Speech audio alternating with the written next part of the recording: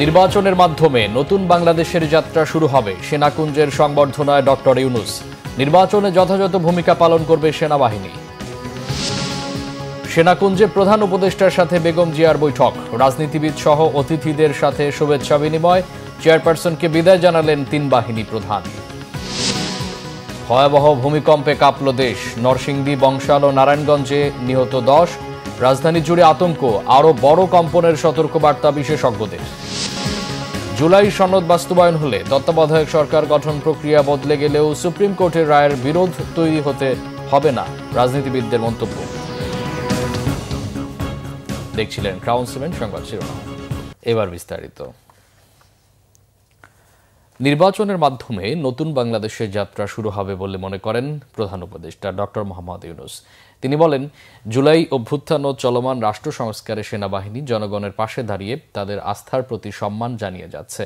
শান্তিপূর্ণ ও উৎসবমুখর নির্বাচন আয়োজনে সেনাবাহিনী যথাযথ ভূমিকা পালন করবে বলেও জানান ডক্টর মোহাম্মদ ইউনূস।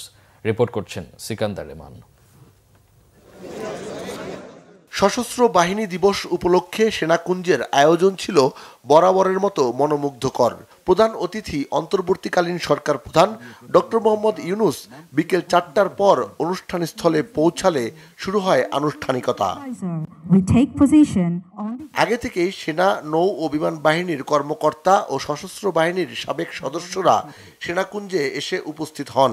ভ্রাতৃত্বের মেলবন্ধন ছিল পারস্পরিক সৌহার্দ্যের প্রতীক। সশস্ত্র বাহিনীর সদস্যদের অভিনন্দন জানিয়ে মুক্তিযুদ্ধের বীর শহীদদের স্মৃতির প্রতি শ্রদ্ধা জানান প্রধান উপদেষ্টা ডক্টর মোহাম্মদ ইউনূস। তিনি বলেন, জুলাই অভ্যুত্থান ও চলমান রাষ্ট্র সংস্কারে সশস্ত্র বাহিনী জনগণের পাশে দাঁড়িয়ে তাদের আস্থার প্রতি সম্মান জানিয়ে যাচ্ছে। 2024-এর ছাত্র জনতার অভ্যুত্থান ও চলমান দেশ পুনর্গঠন ও সংস্কারের কাজেও সশস্ত্র বাহিনী বরাবরের মতোই মানুষের পাশে দাঁড়িয়ে অব্যাহতভাবে দেশের মানুষের আস্থার প্রতিদান দিয়ে যাচ্ছে। আমি বিশ্বাস করি, গণতান্ত্রিক ও নিয়মতান্ত্রিক নেতৃত্বের প্রতি অনুগত বাংলাদেশ সশস্ত্র বাহিনী তাদের পেশাগত দক্ষতা ও দেশপ্রেমের সমন্বয়ে দেশের জন্য ত্যাগ ও তৎপরতার এই ধারাবাহিকতা অক্ষুণ্ণ রাখবে। নির্বাচনের মাধ্যমে নতুন বাংলাদেশের যাত্রা শুরুর কথা জানান প্রধান উপদেষ্টা। নির্বাচন আনন্দ ও উৎসবমুখর করতে সম্মিলিত চেষ্টা অব্যাহত রাখার কথাও জানান ডক্টর মোহাম্মদ ইউনূস। এটি নির্বিঘ্ন ও উৎসবমুখর নির্বাচন হবে। এর আয়োজনে সশস্ত্র বাহিনীর সদস্যগণ দক্ষতা ও পেশাদারিত্বের সাথে এই মহান দায়িত্ব পালন করবে। একটি শান্তিপ্রিয় জাতি হিসেবে আমরা সকল বন্ধু রাষ্ট্রের সঙ্গে সম্মানজনক ও শান্তিপূর্ণ সহাবস্থানে বিশ্বাসী। তথাপি যে কোনো আগ্রাসী বহিঃশত্রুর আক্রমণ থেকে দেশের সার্বভৌমত্ব রক্ষার জন্য আমাদেরকে সদা প্রস্তুত ও সংকল্পবদ্ধভাবে থাকতে হবে। মুক্তিযুদ্ধ চলাকালে 1971 সালের 21 নভেম্বর সেনা, নৌ ও বিমান বাহিনী সম্মিলিতভাবে দখলদার পাকিস্তান বাহিনীর বিরুদ্ধে সমন্বিত আক্রমণের সূচনা করে। দিনটি সশস্ত্র বাহিনী দিবস হিসেবে পালন করা হয়। আনন্দের দিন। দেশের যে কোনো দুর্যোগ, যে কোনো সংকটে বাংলাদেশের সশস্ত্র বাহিনী যে ইতিবাচক গৌরবোজ্জ্বল ভূমিকা পালন করেছে সেটি স্মরণ করিয়ে দিয়ে প্রধান উপদেষ্টা ডক্টর মোহাম্মদ ইউনূস বারবার বললেন, আগামী দিনে যে জাতীয় সংসদ নির্বাচন রয়েছে সেই সংসদ নির্বাচন একটি শান্তিপূর্ণ এবং অবাধ গ্রহণযোগ্য করতে সেনাবাহিনী, নৌবাহিনী এবং বিমান বাহিনীর সদস্যরা ইতিবাচক ভূমিকা পালন করবে, যেমনটি তারা অতীতেও করেছিল। সিকান্দার রেমান, বাংলাভিশন, ঢাকা। প্রধান উপদেষ্টা অধ্যাপক ডক্টর মোহাম্মদ ইউনূসের সঙ্গে সৌজন্য সাক্ষাৎ করেছেন বিএনপি চেয়ারপারসন বেগম খালেদা জিয়া। এ সময় বেগম জিয়ার শারীরিক অবস্থার খোঁজ খবর নেন প্রধান উপদেষ্টা। শুক্রবার সশস্ত্র বাহিনীর দিবসের অনুষ্ঠানে যোগ দিয়ে হাসিমাখা মুখে রাজনৈতিক ব্যক্তিত্বদের সাথে কুশল বিনিময় করেন বিএনপি চেয়ারপারসন। সংবর্ধনা অনুষ্ঠান শেষে বেগম খালেদা জিয়াকে বিদায় জানান তিন বাহিনীর প্রধান। বিস্তারিত মোবাশের আহমেদের রিপোর্টে। সশস্ত্র বাহিনী দিবসের সংবর্ধনা অনুষ্ঠানে যোগ দিতে শুক্রবার বিকাল 4টার পরে গুলশানের নিজ বাসভবন ফিরোজা থেকে রওনা দেন বিএনপি চেয়ারপারসন ও সাবেক প্রধানমন্ত্রী বেগম খালেদা জিয়া। 4:30টায় সশস্ত্র বাহিনী দিবসের অনুষ্ঠানে উপস্থিত হন বেগম খালেদা জিয়া। শারীরিক নানা জটিলতা থাকার পরও মেডিকেল বোর্ডের পরামর্শ অনুযায়ী অনুষ্ঠানে যোগ দেন বিএনপি চেয়ারপারসন। সবকিছুকে ছাপিয়ে সশস্ত্র বাহিনী দিবসের সংবর্ধনায় কেন্দ্রবিন্দুতে পরিণত হন তিনি। রাজনৈতিক প্রতিহিংসা পরায়ণ হয়ে 2010 সালের 13ই নভেম্বর শহীদ প্রেসিডেন্ট জিয়াউর রহমানের স্মৃতিবিজড়িত মইনুল রোডের বাসা থেকে বেগম খালেদা জিয়াকে উচ্ছেদ করেছিল তৎকালীন শেখ হাসিনার সরকার। জুলাই আগস্টের অভ্যুত্থানে স্বৈরাচার শেখ হাসিনার ভারতে পালিয়ে যাওয়ার পর এটি তার দ্বিতীয়বারের মতো সশস্ত্র বাহিনী দিবসে যুক্ত হওয়া। অনুষ্ঠানে হাসিমাখা মুখে রাজনৈতিক ব্যক্তিত্ব ও 3 বাহিনীর সদস্যদের সাথে কুশল বিনিময় করেন সাবেক এই প্রধানমন্ত্রী। কুশল বিনিময় করেন জামায়াতে ইসলামের আমির ডাক্তার শফিকুর রহমান ও এনসিপি নেতারা। কুশল বিনিময় শেষে প্রধান উপদেষ্টা ও বিএনপি চেয়ারপারসন বেগম খালেদা জিয়ার মধ্যে বৈঠক অনুষ্ঠিত হয়। বৈঠকের বিষয়বস্তু জানা না গেলেও চলমান রাজনীতি ও জাতীয় নিরাপত্তা সংক্রান্ত গুরুত্বপূর্ণ প্রেক্ষাপটে দেশের শীর্ষ এই দুই ব্যক্তিত্বের সাক্ষাৎ বিশেষ তাৎপর্য বহন করে। সংবর্ধনা অনুষ্ঠান শেষে 3 বাহিনীর প্রধানগণ বিদায় জানান বিএনপি চেয়ারপারসন বেগম খালেদা জিয়াকে। মোবাশ্বের আহমেদ, বাংলা ভিশন, ঢাকা। গতকাল সকাল 10:38 শক্তিশালী ভূমিকম্পে কেঁপে ওঠে দেশ। রিক্টার স্কেলে 5.7 মাত্রার এই ভূমিকম্পে আতঙ্ক হয়ে পড়েন রাজধানীবাসী। রাস্তায় বের হয়ে আসে মানুষ। ভূমিকম্পের ফলে বেশ কিছু ভবন হেলে পড়ার পাশাপাশি ফাটলও দেখা দিয়েছে। পুরান ঢাকার বংশাল এলাকায় একটি 7 তলা ভবনের রেলিং ধসে 3 জনের মৃত্যু হয়েছে। ফজলে রাব্বির প্রতিবেদন।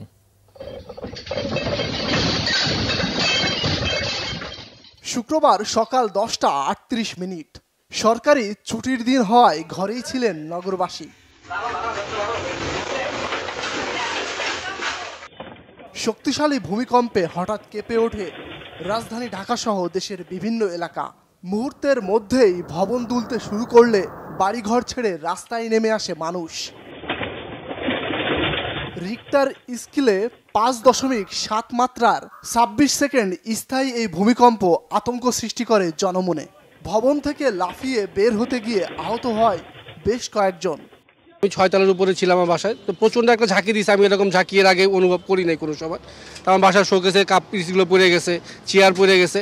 তখন আমি যত দ্রুত পারছি বাসা থেকে নিচে চলে আসার চেষ্টা করছি। প্রচণ্ড ভূমিকম্প, বিল্ডিংগুলো কামড়েছে, বিল্ডিংয়ের বাইরে মানুষগুলো সব বাইরে চলে আসছে। মানে এই ব্যাংকে পড়ে গেছে আর কি, হঠাৎ করে মানে ঘুরে পড়ে গেছে আর কি। ভূমিকম্পের সময় 7 তলা ভবনের রেলিং ভেঙে ঢাকার বংশালের কসাইটুলিতে নিহত হয়েছেন 3 জন। আহতদের নেওয়া হয়েছে হাসপাতালে। আজকে আমার লোকজন বা আমি বাঁচছি ভাই, আজকে তেল পাওয়ার জন্য ভাই। তেল পা ছিল, বাস ছিল 50টা বাসে একটা বাস আলাম ছিল, সব বাস ভেঙে পড়ে গেছে। একটা প্যান্ডেল ছিল, প্যান্ডেলের উপরে পড়াতে মানুষ বেঁচে গেছে, না আরো অনেক হতাহত হতে পারতো। 4-5 জনের উপরে পড়েছে, আহতরা খুব গুরুতর অবস্থায়। 95% না বেঁচে থাকার চান্স আছে। ভবন মালিক তারা 3 ভাই, তারা এখন তাদের কোনো খোঁজ পাওয়া যায়নি এবং 3 জন মারা গেছে। ফায়ার সার্ভিস জানিয়েছে এই রকম ঝুঁকিতে পুরান ঢাকার বহু ভবন। এখনই ঝুঁকিপূর্ণ ভবনগুলো চিহ্নিত করতে না পারলে বড় ধরনের ঝুঁকিতে থাকবে নগরবাসী। পিছনে যে ভবনটা 8 তলা ভবন, ওখানে ছাদের যে রেলিং আছে, এই রেলিংটা খসে পড়ে ভূমিকম্পের কারণে। আপনার পিছনে একটা ভবন দেখেন, ওই রাস্তার অংশে রেলিং দেওয়া আছে, এগুলোতে কোনো কিন্তু আসলে কোনো পিলার নাই। যে কোনো সময় ভূমিকম্পে এই রেলিংগুলো আনস্টেবল আছে, এগুলো গায়ে আবার পড়ার সম্ভাবনা আছে। মাঝারি মাত্রার এই ভূমিকম্পে রাজধানীর বিভিন্ন বাসাবাড়িতে ফাটল দেখা দিয়েছে। ঝুঁকিপূর্ণ ভবনের বিষয়ে কঠোর সিদ্ধান্ত নেওয়ার পাশাপাশি সড়ক প্রশস্ত করা সহ ভূমিকম্প সচেতনতা বাড়ানোর তাগিদ সবার। ফজলে রাব্বি, বাংলা ভিশন, ঢাকা। রাজধানীর মিটফোর্ড হাসপাতালে নিহত স্বজনদের হাজারিতে ভারী হয়ে ওঠে চারপাশ। ভূমিকম্পে আহতদের দেশের সব সরকারি হাসপাতালে চিকিৎসা দেওয়ার নির্দেশনা দেওয়ার কথা জানিয়েছে স্বাস্থ্য উপদেষ্টা নূরজাহান বেগম। হাজী আব্দুর রহিম লক্ষ্মীপুরে বাড়ি হলেও পরিবার নিয়ে থাকেন রাজধানীর পুরান ঢাকার কসাইটুলি এলাকায়। ছেলে রিমনকে নিয়ে সকালে বের হন বাজার করার জন্য। হঠাৎ ভূমিকম্পে পাশের 7 তলা ভবনের রেলিং ভেঙে রাস্তায় এসে তাদের উপর পড়লে নিহত হয় 14 বছরের রিমন। একই এলাকায় আহত হন সলিমুল্লাহ মেডিকেল কলেজের 52 ব্যাচের শিক্ষার্থী রফিউল ও তার মা। মেডিকেলে নেয়ার পর রাফিউল মারা যান। আশঙ্কাজনক অবস্থায় চিকিৎসাধীন আছেন রাফিউলের মা। এদিকে ভূমিকম্পে আহতদের দেখতে শুক্রবার দুপুরে ঢাকা মেডিকেলে যান স্বাস্থ্য উপদেষ্টা নূরজাহান বেগম। এ সময় দেশের সব সরকারি হাসপাতালে আহতদের চিকিৎসা দেওয়ার নির্দেশনা দেওয়ার কথা জানান তিনি। ভূমিকম্পের উৎপত্তিস্থল নরসিংদীতে প্রাণহানি বেড়ে 1 শিশুসহ 5 জন, আহত হয়েছেন শতাধিক। বহু ভবনে দেখা দিয়েছে ফাটল, ক্ষতিগ্রস্ত হয়েছে বাড়িঘরের আসবাবপত্র। ভূমিকম্পের ক্ষয়ক্ষতি নিরূপণে জেলার সবকটি উপজেলাকে নির্দেশনা দিয়েছে জেলা প্রশাসন। নরসিংদী প্রতিনিধি লক্ষণ বর্মনের তথ্য ছবি নিয়ে দেখুন ডেস্ক রিপোর্ট।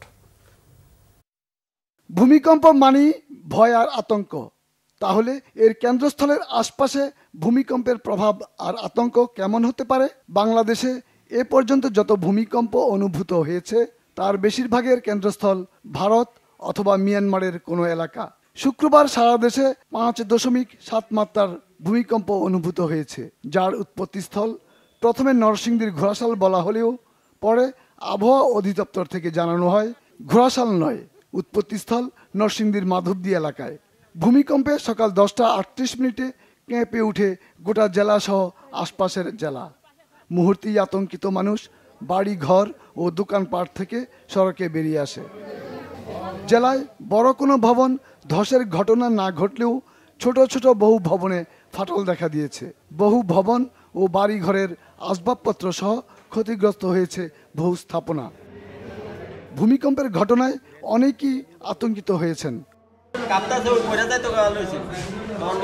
মানে দেয়ালের সাথে ধাক্কা খাইয়া পড়ছে, আবার ভয়ও পাইছে, এখন শুধু অজ্ঞান হয়ে থাকা। আমরা পয়সা আছে না, ভূমিকম্পে আসে ঘরে ভয়ে পড়ে গেছে।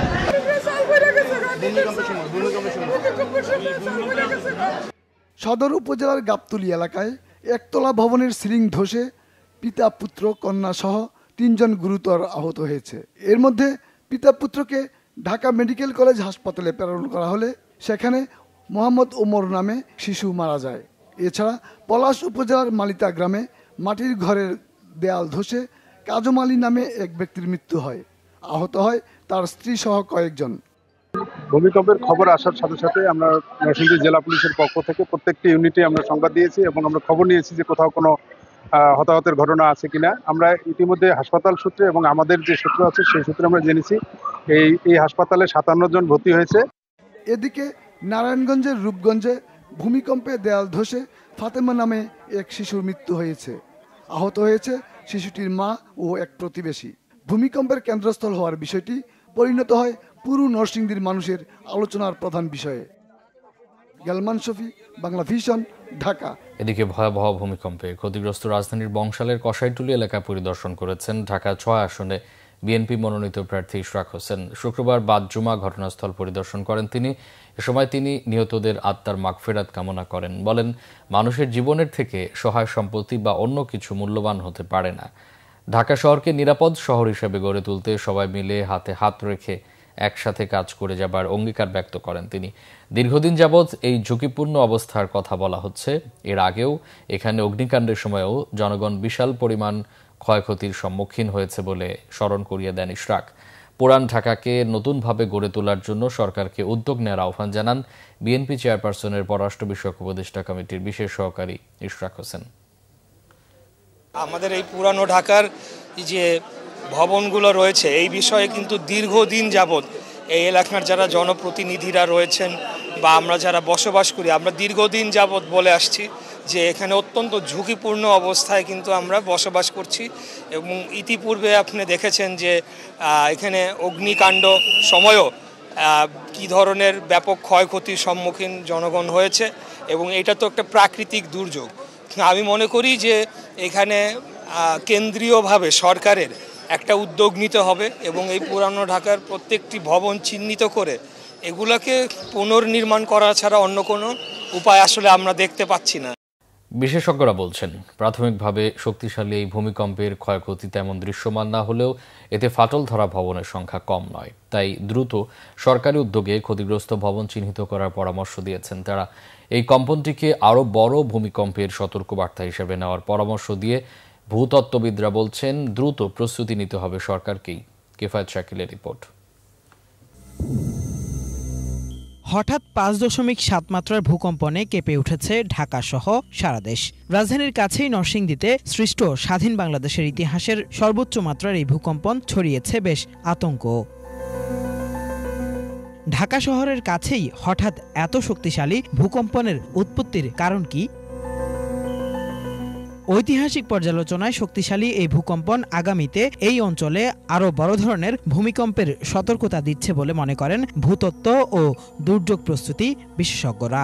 ভূমিকম্প কখন হবে এটা এখন পর্যন্ত পুরো একদম অ্যাকুরেটলি সাইন্টিফিক। তবে বলা যায়, বোঝা যায় একটা জিওলজিক্যাল টেকটনিক্যাল সিচুয়েশন, সার্কামস্ট্যান্সেস, অকারেন্সেস এবং স্ট্রাকচারাল অ্যানালিসিস করে কিছুটা বোঝা যায় যে এখানে, যেমন আমরা বলছি বাংলাদেশ হতে পারে। তারপরে রেকারিং পিরিয়ড হিস্ট্রি, এটা জিওলজিক্যাল হিস্ট্রি অ্যানালিসিস করে রেকারিং পিরিয়ড, এইগুলো আমরা কিছুটা প্রেডিক্ট করতে পারি। তো এগুলো অত একদম আজকেই হবে কালকেই হবে এরকম বলে দেওয়া যাবে না। এদিকে ভূমিকম্পের পর বড় ধরনের ক্ষতি দৃশ্যমান না হলেও ভেতরে ভেতরে অনেক ভবনই দুর্বল হয়ে পড়ার শঙ্কা করছেন নগর পরিকল্পনাবিদরা। তাই নগরবাসীর নিরাপত্তায় দ্রুত ক্ষতিগ্রস্ত ভবন চিহ্নিত করতে বলছেন তারা। আজকে ভূমিকম্পে অনেক বিল্ডিংয়ে যে ফাটল দেখা দিল, এগুলো কিন্তু ইন্সপেকশন করাই লাগবে, ডিটেল ইঞ্জিনিয়ারিং ইন্সপেকশন, ডিএ যেটা বলে। যারা ভবন মালিক যারা এই ধরনের ফাটল দেখা দিয়েছে তাদেরকে এক ধরনের সহায়তা দেওয়ারও কথা রাষ্ট্র ঘোষণা করতে পারে, যে তারা যদি রাজুক বা সিটি কর্পোরেশনের সাথে যোগাযোগ করে তাহলে তাদের রেট্রোফিটিংয়ের জন্য কী ধরনের টেকনিক্যাল পরামর্শ সেটাও রাজুক দিবে বা সিটি কর্পোরেশন দিবে। আর যারা এটা রিপোর্ট করবে না তাদেরও প্যানালাইজেশনের ব্যবস্থা দরকার। আসন্ন বড় ভূমিকম্প দুর্যোগ মোকাবিলায় নগরীতে মাঠ, পার্ক ও জলাধারের সংখ্যা বাড়ানোরও পরামর্শ দিয়েছেন বিশেষজ্ঞরা। কিফায়াত শাকিল, বাংলা ভিশন, ঢাকা। জুলাই সনদ বাস্তবায়ন হলে তত্ত্বাবধায়ক সরকার গঠন প্রক্রিয়া বদলে যাবে, তবে এর সাথে সুপ্রিম কোর্টের দেয়া রায়ের বিরোধ তৈরি হবে না বলছেন রাজনীতিবিদরা। নির্বাচনকালীন নির্দলীয় সরকারকে যুগোপযোগী করতে এই সংস্কার প্রয়োজন বলেই মত তাদের। নাবিল জাহাঙ্গীরের রিপোর্ট। বৃহস্পতিবার সুপ্রিম কোর্টের দেয়া আদেশে সংবিধানে ফিরছে তত্ত্বাবধায়ক সরকার ব্যবস্থা, যা কার্যকর হবে 14তম সংসদ নির্বাচন থেকে। সে অনুযায়ী 1996 সালের সংবিধান আইনে তত্ত্বাবধায়ক সরকার গঠন হবে, যার প্রধান হবেন সর্বশেষ অবসরপ্রাপ্ত প্রধান বিচারপতি। এদিকে জুলাই সনদে নির্বাচনকালীন সরকার প্রশ্নে বেশ কিছু বিষয়ে একমত রাজনৈতিক দলগুলো। সেই সঙ্গে জুলাই সনদ বাস্তবায়ন হলে তত্ত্বাবধায়ক সরকারের গঠন প্রক্রিয়ায় পরিবর্তনের কথাও আলোচিত। তত্ত্বাবধায়ক সরকার গঠন কিভাবে হবে এটা নিয়ে জাতীয় ঐক্যমত্য কমিশনে আমরা দীর্ঘ আলোচনা করেছি এবং আলোচনা করে এটা মূলত পার্লামেন্টের সরকার দলীয় নেতা, বিরোধী দলীয় নেতা, স্পিকার, ডেপুটি স্পিকার এবং পার্লামেন্টের দ্বিতীয় বৃহত্তম বিরোধী রাজনৈতিক দল, তার প্রতিনিধি মিলে একটা বাছাই কমিটি হবে।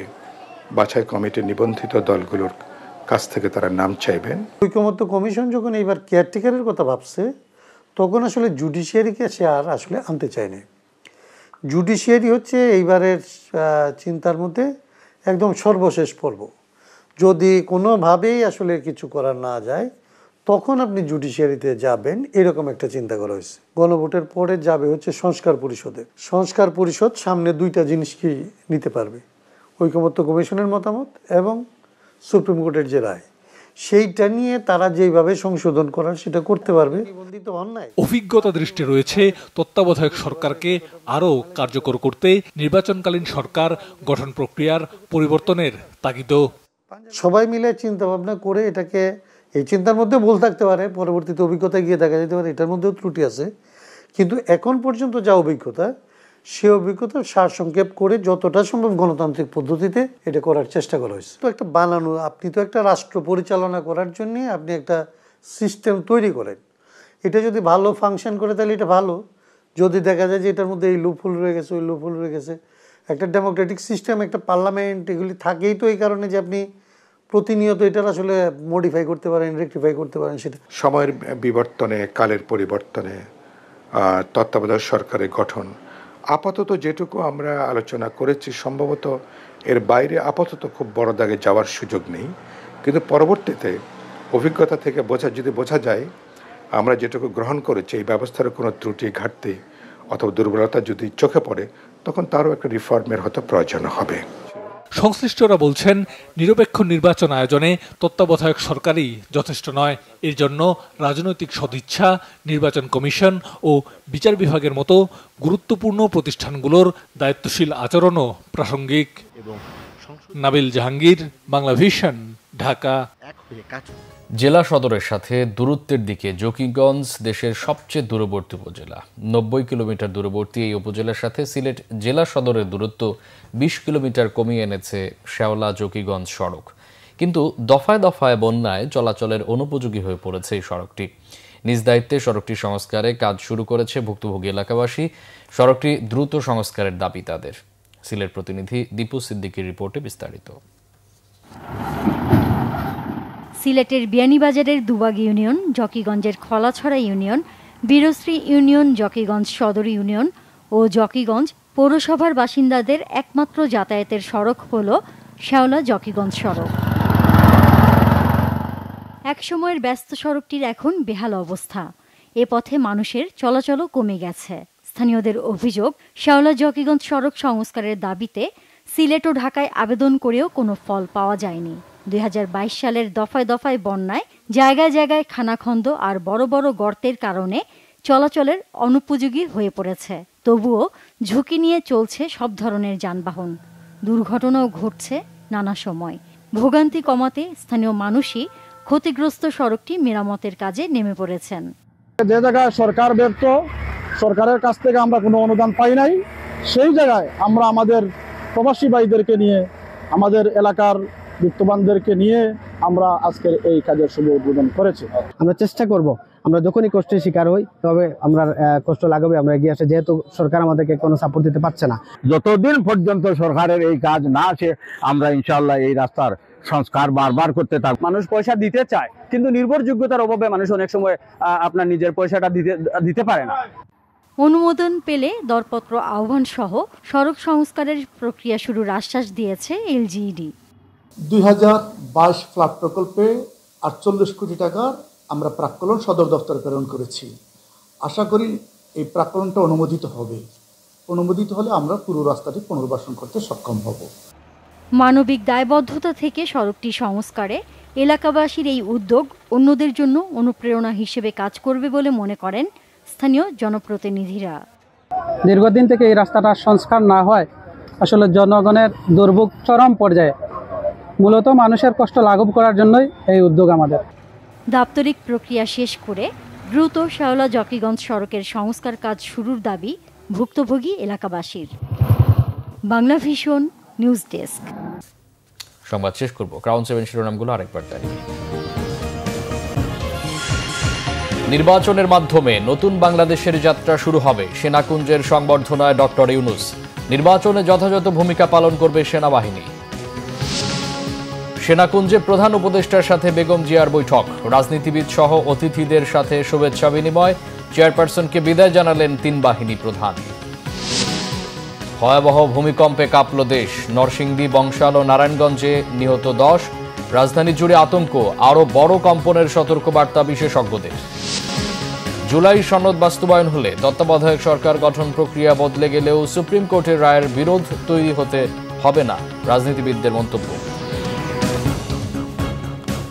এই ছিল এখনকার মতো। পরে সংবাদ সকাল 10টায়, এর আগে 9টা রয়েছে নিউজ টপ 10 দেখার আমন্ত্রণ রইল। এছাড়া বাংলা ভিশন সংবাদ ও সংবাদ সংশ্লিষ্ট অনুষ্ঠান দেখতে ভিজিট করুন www.bfnews24.com ও facebook.com/banglavisionnews এবং সাবস্ক্রাইব করুন youtube.com/banglavisionnews।